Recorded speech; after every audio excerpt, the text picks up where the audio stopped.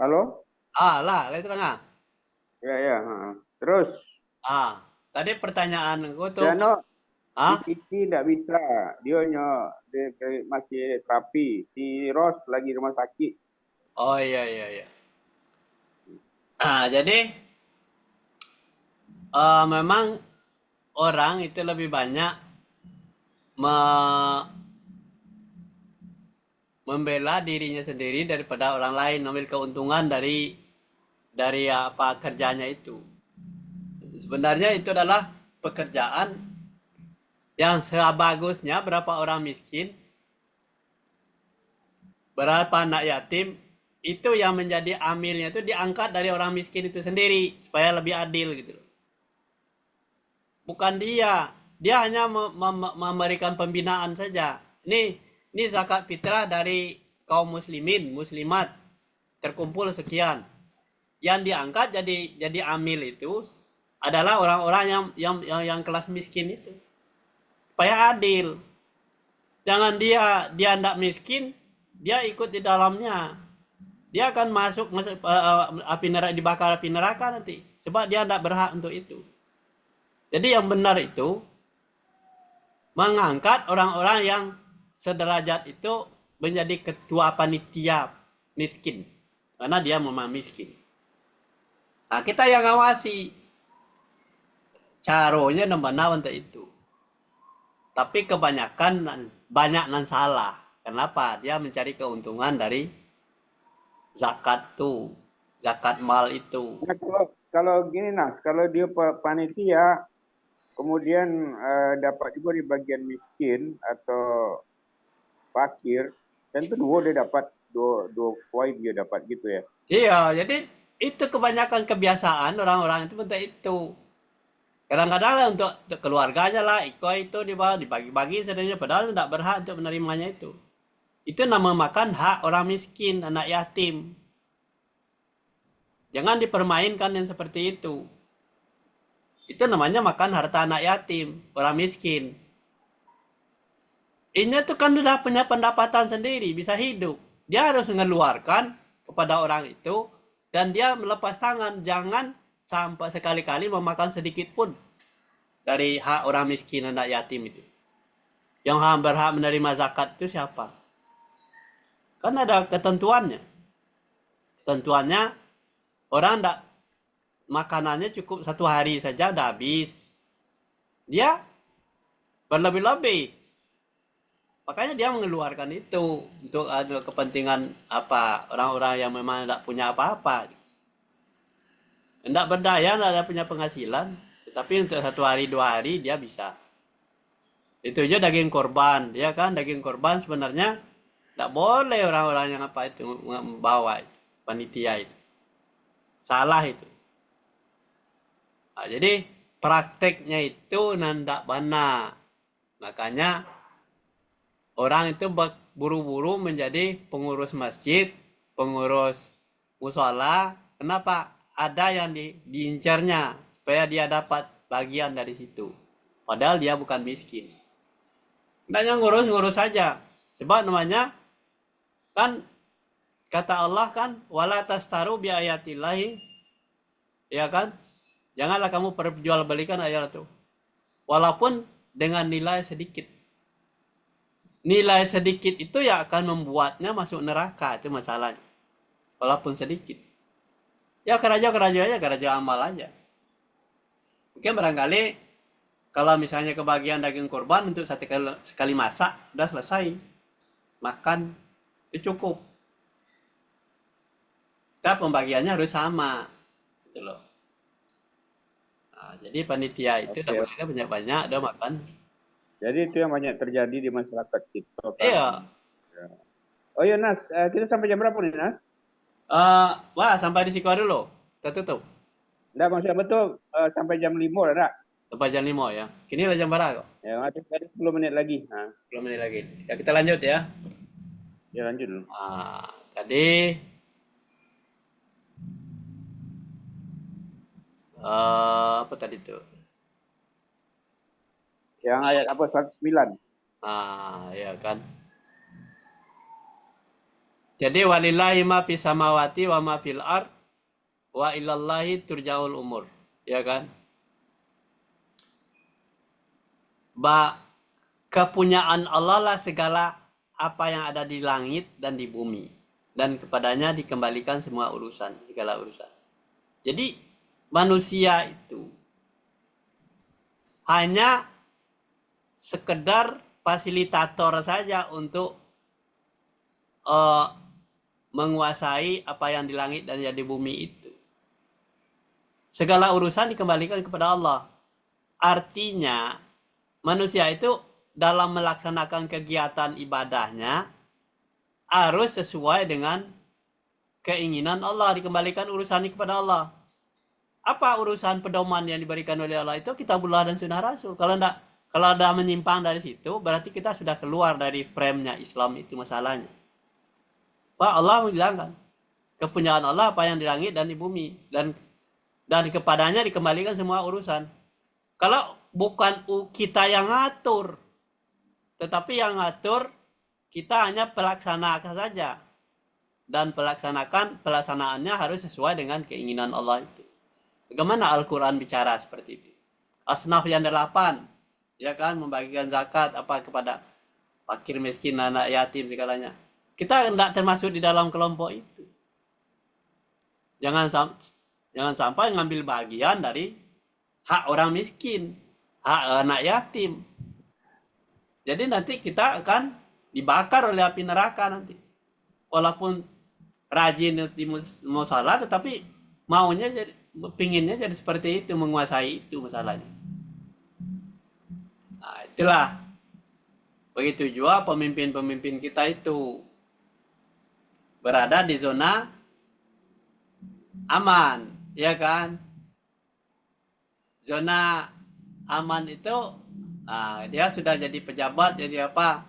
Sudah itu yang lain tidak kebagian. Seharusnya gantian lah. Jangan sekali-kali kita nambah-nambah terus, yang lain tidak kebagian. Ini nanti akan diminta pertanggungjawaban. Nah, jadi orang yang tamak dan rakus itu seperti itu. Tidak ada orang. Kenapa pendidikan agamanya berarti kan kayak Prabowo tuh rakus ya? rakus? jadi orang-orang model kita itu sudah diberikan contoh oleh Allah. Ini contoh orang yang rakus seperti ini. Udah Tapi hampir dia kan mati. gini, Prabowo ngomong gini, saya tidak, enggak punya jabatan, enggak apa-apa katanya. Ya ngapain di situ kalau udah mau cari punya jabatan marah-marah sama orang? Kayak itu punya otak dong. Kalau anda ya serang kepada orang gitu loh. Kan ada generasi yang lebih bagus. Uji kompetensi, dia tidak punya kemampuan. Dia ingin membikul juga. Kan itu membuat masalah sendiri. Ya kan?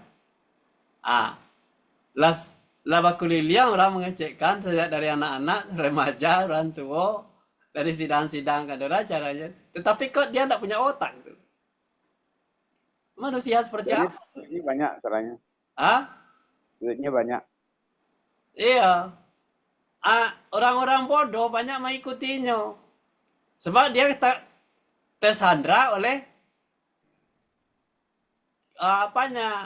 partainya. Termasuklah orang Rawa itu. Bodoh-bodoh itu. Serupa Fadlizon, ya kan? Siapa? Andre. Adik. Pai ke pesisir selatan gitu kan. Wah, ini kekurangan mau bikin jembatan, mau bikin lampu enggak masuk segalanya. Minta diapakan? Pakai telepon ke menteri. Siapa pesisirnya? Pak Prabowo. Bapak saya tuh Pak Prabowo tuh gila. Orang Minang masa begitu.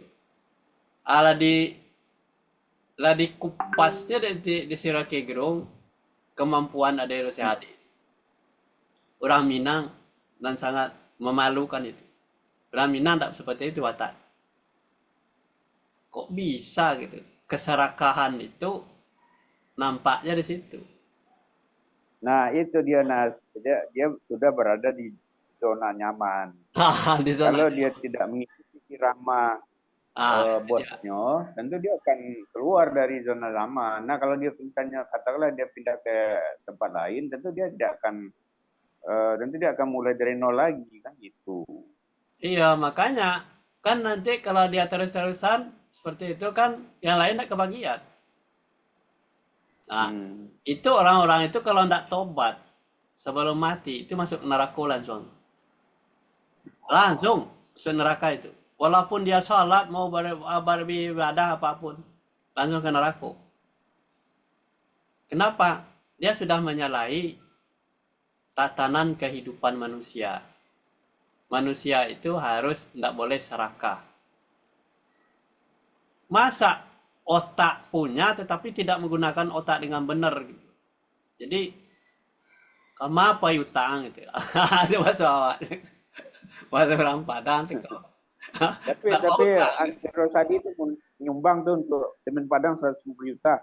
Ah, Oh, ini pengajian gitulah lari ke politik nih. ya makanya. Makanya jadi lebih bagus kalau ingin jauh orang Minang itu. Harus tata krama orang Minang diikuti. Jangan orang Minang lebih orang lagi aja. Malu-malukan aja tuh. Rupanya mereka itu tersandra. Serupa si Fadlizon tersandra dengan membebaskan Sudrajat Dewan Dono masalah BLBI, ya kan? Nah, dia dapetnya dari situ tuh. Bahaya tuh. Sudrajat Dewan Dono itu masalah BLBI merugikan negara berat tuh. Nah, jadi orang-orang awak nalah tado di zona nyaman itu.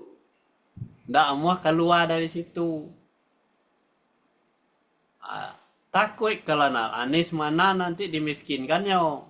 Jadi orang miskin. Jadi nanti takut dirampas. Makanya bertahan Prabowo sebagai andalan. Bahaya. Kalau Prabowo mana, itu parang kelihatannya. Nggak bisa itu. Pasti parang. Itu masalahnya. Yang ku lah baca kan dia nombor kan di grup kita komentar ambo. Baca lah. Lah baca tak? Lah Udah, baca kan? udah. Nah, kamu lah pendapat gitu. Makanya, ini masalahnya.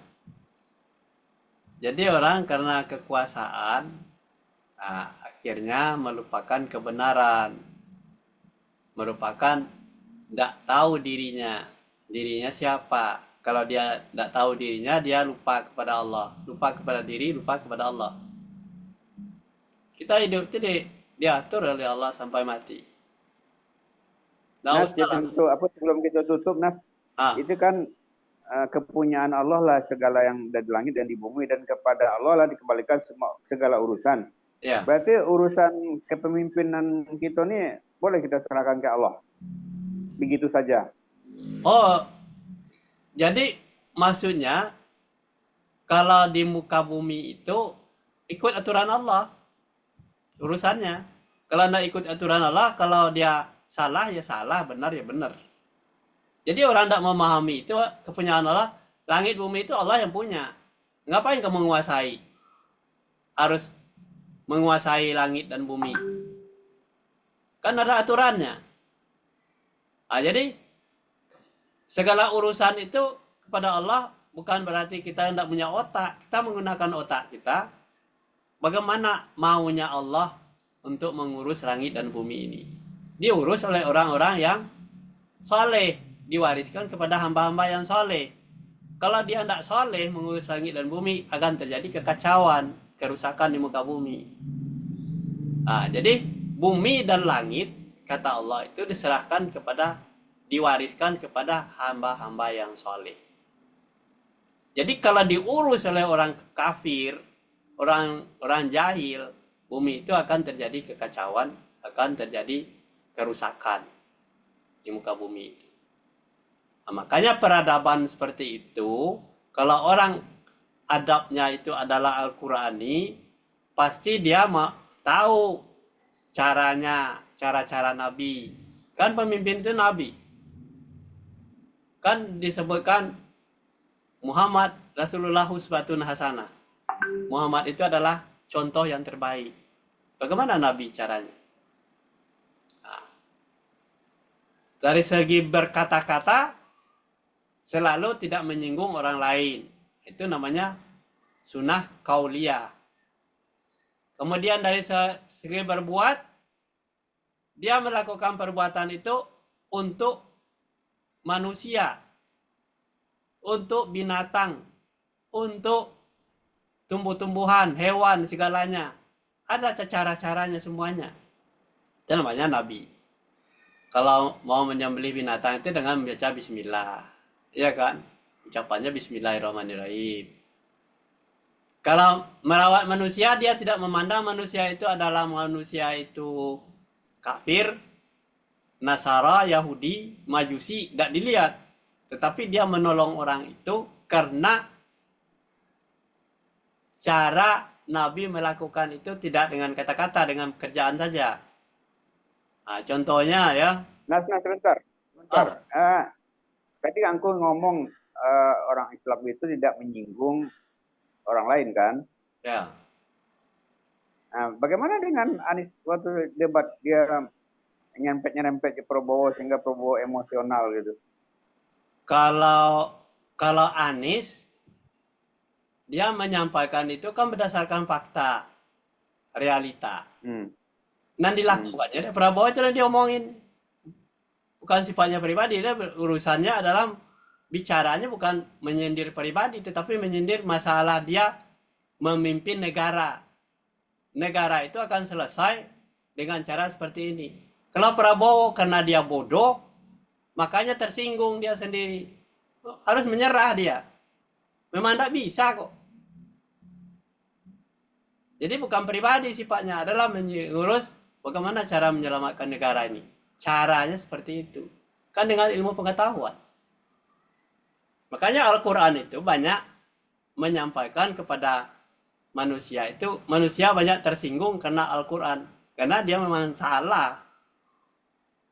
Tidak sesuai dengan aturan. Oh, berarti seharusnya Prabowo tidak tersinggung ya harusnya. Tidak tersinggung. Sebab dia memegang jabatan masalahnya. Lain kalau misalnya sama-sama memegang jabatan. Kita punya jabatan, punya tanggung jawab kan. Tanggung jawabnya untuk negara. Bangsa dan negara loh. Kalau dia main-main, mengabaikan sesuatu aturan-aturan yang apa, itu akan kehancuran di negara kita sendiri. Kerusakan akibat daripada kebijakan dia, kebijakan yang salah. Jadi tidak masalah itu. Jadi sampaikan. Memang sampaikanlah kata Nabi itu, walaupun kebenaran itu walaupun pahit. Itu benar. Pahit, ya. Yang disampaikan oleh apa itu pahit, tetapi benar gitu loh. Untuk apa gunanya? Supaya dia mau merubah. Kenapa harus tersinggung? Rubah dong. Kan punya otak. Iya kan?